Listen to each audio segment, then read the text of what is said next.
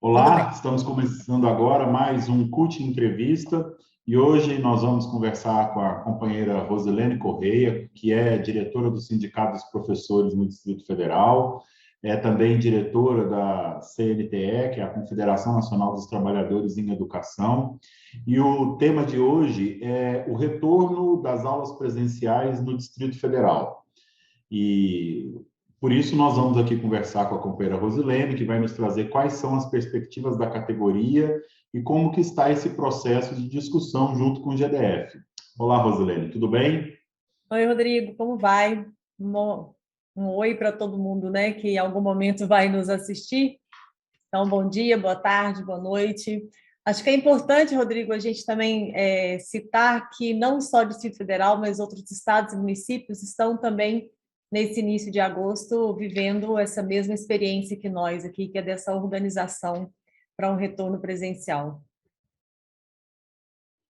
E como é que está sendo essa volta das atividades presenciais para os trabalhadores da educação, Rose? Bom, primeiro é natural que a gente encontre um ambiente de receios, né, de medos, de insegurança. Hoje eu estive em uma escola e que falei, olha, se alguém aqui não estiver com medo, me avise para eu ficar bem longe, porque é isso, assim, é preciso mesmo que todo mundo tenha esse medo, porque esse medo ele tem que ser visto como cuidado, né? Isso tem que me levar a ter um comportamento de um cuidado redobrado para esse retorno. Então é isso, assim, são muitas incertezas, muita insegurança, porque a gente consegue identificar que tem muitas falhas, muitas providências que já deveriam ter sido tomadas e teve tempo suficiente para isso, e a secretaria não fez, o GDF não tomou essas providências. Então, isso é bastante preocupante, por isso que o Simpro sugeriu o retorno escalonado, exatamente porque nós já prevíamos que problemas iriam surgir, e nesse modelo a gente tem condições de reparar se o GDF quiser. Né? E não fazendo, a gente também tem condições, tem tempo suficiente para avaliarmos e tomarmos decisões. Né? Se a escola X não tem as condições para um retorno na data prevista, há de se reconsiderar. E a escola precisa se manifestar e o sindicato está atento a isso. E durante todo esse processo de quase um ano e meio de suspensão das aulas presenciais, houve um intenso processo de negociação do sindicato com o governo, que primeiro garantiu a manutenção das aulas remotas e agora o retorno da categoria apenas com um processo de vacinação quase total, né, Rose? E outros compromissos que o GDF assumiu com o sindicato, exatamente nessa necessidade de adequação. Quais são esses compromissos que o GDF assumiu, Rose? Primeiro recuperar exatamente isso. Nós estamos. Lembra que o ano passado, o governo chegou a marcar um retorno, não me lembro se para 5 ou 6 de agosto. E nós, naquele momento, nós já nos posicionamos firmemente de que não havia acordo para retorno presencial sem vacina, sem que estivéssemos protegidos. E é claro que a nossa posição sempre foi e será de que precisa ter uma política de acelerar esse processo de vacinação para toda a população. Mas como as coisas foram acontecendo, começamos então o processo de vacina no Brasil com bastante atraso e no Distrito Federal exatamente o mesmo modelo, mas aí com esse movimento, o Ministério Público tensionando muito para esse retorno, parlamentares tensionando muito para esse retorno, mesmo sem vacina, um projeto de lei tramitando no Congresso para transformar a educação em serviço essencial para forçar um retorno também dependente da vacina. Então, diante disso, o sindicato também está fazendo uma campanha CUT também pela vacina para todos e todas, mas já iniciamos também uma campanha e uma negociação para que tivéssemos a prioridade para a vacina chegar até os trabalhadores da educação para se pensar na organização desse retorno. Então, o compromisso do GDF foi de providenciar vacina, em primeiro momento, para os trabalhadores, porque era o primeiro passo para se pensar no retorno presencial. E isso nós conquistamos. Então, hoje nós podemos considerar que foi ofertada a vacina para 100% dos trabalhadores e trabalhadoras da educação. Alguns, eventualmente, ainda não se vacinaram. Importante dizer que para todos os trabalhadores das escolas, não só professores. Isso, né? então, trabalhadores da educação, não só para a nossa categoria. Isso se estendeu para todo mundo, porque não adianta só o professor estar vacinado e os demais trabalhadores não, né? E lembrando também que atuamos para que desse prioridade, dentro da prioridade, aos gestores que estão atuando desde sempre, nunca deixaram do trabalho presencial. Como eu estava dizendo, alguns eventualmente optaram por não tomar a vacina, então temos aí algumas poucas exceções. Lamentavelmente, eu costumo dizer que eu respeito o direito de todo mundo, mas eu tenho que lamentar que um colega de profissão se deu direito, acha que não tem que tomar a vacina, e tem alguns também, bem poucos, mas que não puderam tomar a vacina por algum motivo de saúde, inclusive da própria Covid, alguns porque estavam infectados e agora isso está sendo providenciado. Então, com relação ao processo de vacina, é isso. E avançamos mais ainda agora com o calendário apresentado de retorno, no sentido de garantir que também só tenha volta presencial àqueles que tiverem primeiro a segunda dose e cumpridos 15 dias pós segunda dose. Isso também foi um grande avanço, porque aumenta a capacidade da imunização. Então, isso dá mais segurança. Então, e quanto mais gente mais protegida estiver frequentando a escola, maior proteção para todo mundo, inclusive para os nossos estudantes. É isso que os pais precisam entender. Alguns terão que ainda esperar um pouco, continuar com as aulas remotas, mas é por segurança para os seus próprios filhos. Então, pedimos aí a compreensão, a tolerância por mais alguns dias, mas isso também não é um número grande de profissionais que estão, porque a grande maioria tomou a vacina, foi de dose única. Então, do ponto de vista de acordo do GDF para com os servidores, daquilo que é de vacina, de retorno, de como organizar, eu posso dizer que está razoável. Agora, o que a gente precisa compreender é que não dá o retorno e a escola voltar a funcionar de forma presencial, é muita coisa que tem que acontecer. Né? Ontem eu estive em uma escola que coincidiu, estourou um cano, isso chamou atenção, fomos saber o que estava acontecendo, tudo bem, o cano estourou, iria consertar. Agora, veja bem, a escola não tem caixa d'água há meses, então não tem reserva de água. Como é que você pensa um retorno presencial, onde você principalmente tem que cuidar da higiene, e aí uma escola que, se tiver qualquer imprevisto com fornecimento de água da rede direta, vai ficar sem água. Entende? Então, assim, são coisas que não dá para entender uma escola sem um reservatório de água, sem a caixa d'água, nenhuma caixa d'água. Então, são essas situações. Hoje recebemos vídeos de escola que continua sem ventilação nas salas. Então, tem muitas providências que já deveriam ter sido tomadas e que não foram. E isso compromete, sim, um retorno com segurança. Então, quando o Simpro encaminha com a categoria, com os gestores, uma organização para o retorno, é no sentido de acompanhar passo a passo, e aprovamos o indicativo de greve, que aí também é preciso compreender. Quando a gente fala de uma possibilidade de greve, nessa situação, nós estamos falando de uma greve da educação, é uma greve da escola. É isso que o Simpro entende como sendo a construção para o momento. Não é uma greve de categoria, porque nós não estamos discutindo um ponto corporativista. O ponto central é condições para o retorno presencial. E essas condições não são só para nós, professores e professoras, são condições para todo mundo que vai frequentar a escola. Então, esse é o cenário de quando muita gente querendo entender que esse indicativo de greve já vai começar uma greve, que dia começa a greve. Não, é um alerta para o governo de que a comunidade escolar estará toda atuante para garantir esse retorno com o máximo de segurança. E é exatamente isso que foi o grande debate da última Assembleia, que aconteceu ainda durante o recesso, né, Rose? E que trouxe um calendário de lutas da categoria diante desse cenário de readaptação nessa nova realidade de retorno ainda durante esse momento de pandemia. Quais são as agendas de luta da categoria, além da vigilância diária e em cada unidade de escola, também em conjunto com toda a categoria. Como você já falou, tem um indicativo de greve apontado, caso haja necessidade de suspensão por força do GDF não cumprir esses acordos, né?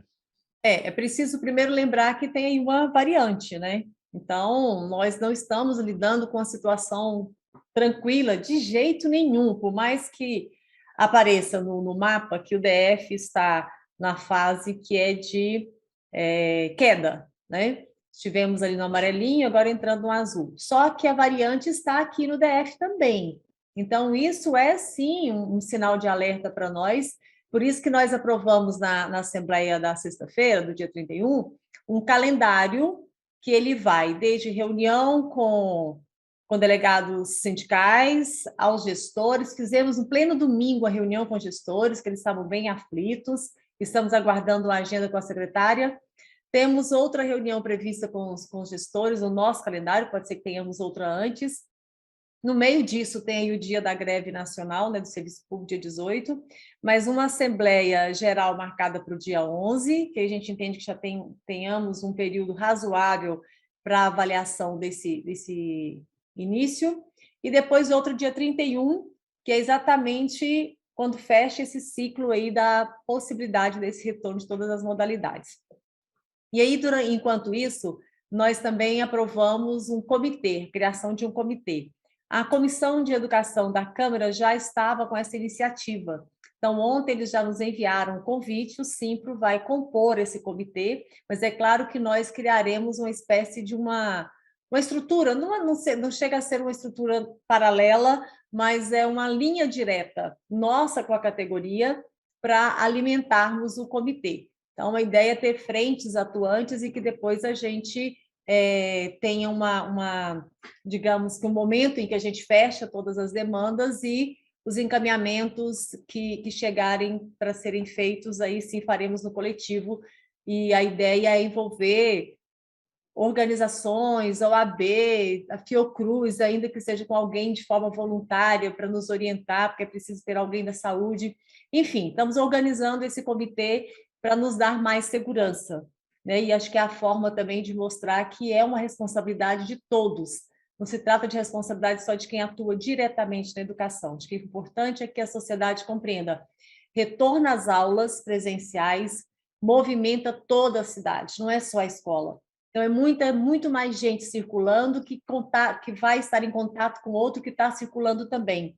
Então, nós precisamos estar os olhos muito atentos e muito antenados nesses próximos dias, porque percebendo um movimento que seja desfavorável, que vai colocar a população em um risco muito maior, a gente precisa reavaliar. A gente não pode ter medo de avaliar e tomar ou retomar, né, da posição de onde você está. Então, acho que isso, que nós não estamos aqui, Rodrigo, é sempre importante falar que a gente não está discutindo um retorno em tempos normais, não é retorno de férias, de recesso, e esse retorno acontecendo, a pandemia ainda existindo, nós não combatemos, não vencemos essa pandemia, e é isso, assim, fica muito claro quando você entra na escola, o ambiente é triste, sabe? Uma coisa fria, você chega, as pessoas estão arredias, assim, todo mundo querendo entender.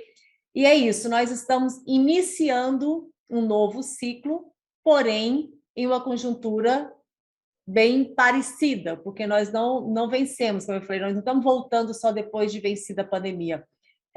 Encerra-se um ciclo porque é um modelo de escola que está se desfazendo para retomar com um modelo que não é o de sempre. É um novo modelo também, é presencial, mas é com um novo comportamento, com novas medidas, e é isso também, assim, a gente se preocupa muito, porque como é que menino vai ficar de máscara, não sei o quê. Cara, até nós vamos ter dificuldade, nós profissionais, porque nós também não usamos máscara dentro de casa, né? Você está aí no seu ambiente, eu estou em casa, estou sem máscara, então, daqui a pouco eu for para a escola. Hoje foi uma dificuldade para falar com os professores usando máscara, a gente não está habituado a isso. Então, vai ser um processo de aprendizado. Nós defendemos muito que a secretaria organizasse, que as escolas organizassem uma semana, pelo menos, de um processo educativo. E não é só educativo para os estudantes, é para os profissionais também. E tem gente que se recusa a usar máscara, tem criança que vai se recusar, tem adolescente que vai se recusar, tem adulto, trabalhador que vai se recusar. Aí, o que que faremos diante disso? O que que o diretor da escola vai poder fazer se um profissional insistir em não usar a máscara dentro da escola? Então, são situações assim que parecem bobagem, mas que, na verdade, tem coisas bem complicadas. Você tem refeitórios, em toda escola, a maioria não tem refeitório, e não tem gente suficiente. O grande problema, a maior preocupação dos gestores é falta de pessoal. É ter gente para ajudar a cuidar, olhar, estar atento ao que está fazendo, se está se comportando bem, onde é que estão esses meninos, como é que estão, se não estão se abraçando, se não estão aglomerando, porque é um minuto que sai um de uma sala para o banheiro e sai outro de uma escola onde tem 20 turmas. Imagina, 20 meninos ao mesmo tempo no banheiro. Quem é que vai estar ali controlando a entrada nesse banheiro? Não tem pessoal para isso. Então, não é tão simples assim o dia a dia da escola nessas condições. E é isso que você falou, é um retorno, mas é um retorno vigilante, né? Um retorno que exige uma observação constante, porque não fica só na questão da escola, da sala de aula, há também um aumento de fluxo de pessoas na cidade, o trânsito aumenta, o transporte público aumenta o número de pessoas circulando, isso leva para outras pessoas. Estava conversando com os sindicatos rodoviários esses dias, dizendo que o retorno das aulas exigiria deles também uma vigilância sobre a sua categoria, que vai estar mais expostas nesse momento. Então, estamos retornando para as atividades presenciais das escolas, mas temos que manter essa vigilância, continuar a pressão exigindo melhores condições, continuar exigindo vacina para todos e para todas. Nós só vamos conseguir sair dessa pandemia quando tivermos uma sociedade suficientemente vacinada. Temos que pressionar, inclusive, os colegas que estão se recusando a se vacinar nas escolas e temos que convencê-los da necessidade da saúde coletiva, que é a vacinação, mas, principalmente, estamos retomando as atividades escolares que mexem com toda a sociedade presencialmente nas escolas, mexe com toda a sociedade, mas temos que continuar vigilantes, atentos, porque senão podemos ter um retrocesso no pouquinho que conquistamos aí com esse momento que estamos na pandemia. É isso. Obrigado, Rose. Obrigado por participar. Obrigada. É bom a gente só encerrar, Rodrigo, dizendo que é importante destacar que professores não deixaram de trabalhar, foi um grande desafio durante esse tempo todo, foi também tudo novo para nós, e agora, novamente, mostrando aí a sua responsabilidade com os nossos estudantes. Ainda tem muito a ser feito, como eu disse, o governo, lamentavelmente, tudo é com muito atraso, mas nós estamos aqui falando de riscos de morte. Então, a gente não pode deixar de lembrar sempre disso. Não é uma situação qualquer, não vamos comparar com as escolas particulares, que tem um dono de cada escola e que ele tem razões outras para investir ali, para melhorar, para manter o seu cliente, porque aí ali o pai do aluno é um cliente, né? Então, é uma lógica capitalista, por isso tem mais cuidados lá, sim, não é que justifica que o governo não tenha que ter por isso, porque nós pagamos para essas escolas funcionarem bem, a escola pública é paga por todos nós. Agora, é preciso também fazer uma leitura real que vai de perfil de comunidade, das condições de cada um, que a rede pública, sim, é quem lida com aqueles mais necessitados, e a gente está falando aqui de pessoas que nem sempre têm água em casa para o banho, para lavar a roupa, para ir para a escola com uniforme limpo. É desse público também que nós estamos lidando, né? Então, são realidades diferentes, e por isso os cuidados são maiores, sim, sem contar do volume, que é imenso. Mas é isso, a gente está fazendo tudo para que tudo dê certo. Nada substitui, de fato, a escola, presencialmente falando. Então, nós sabemos que, eu tenho dito isso, né? Lugar de professor e de aluno é dentro da escola, mas isso é quando for possível. Se esse retorno for colocar em risco maior do que o que a gente já está vivendo, com certeza nós tomaremos medidas e esperamos ter aí o apoio de toda a comunidade escolar. Como eu disse, qualquer decisão diferente do que está sendo encaminhado tem que ser uma decisão da escola e não de uma categoria ou de outra. E aí é nesse sentido que nós agradecemos o apoio de todos na nossa central. Vamos continuar aí nessa batalha e principalmente também que temos um outro vírus danado aí, que é a PEC 32, que nós vamos combater. Então, dia 18 é dia de luta do servidor público, mas entendendo que a reforma administrativa atacará todos e todas, então é uma luta de todos nós também. E é isso, muita luta para nós, mais saúde para que a gente possa continuar lutando. Obrigada. Obrigado e até a próxima.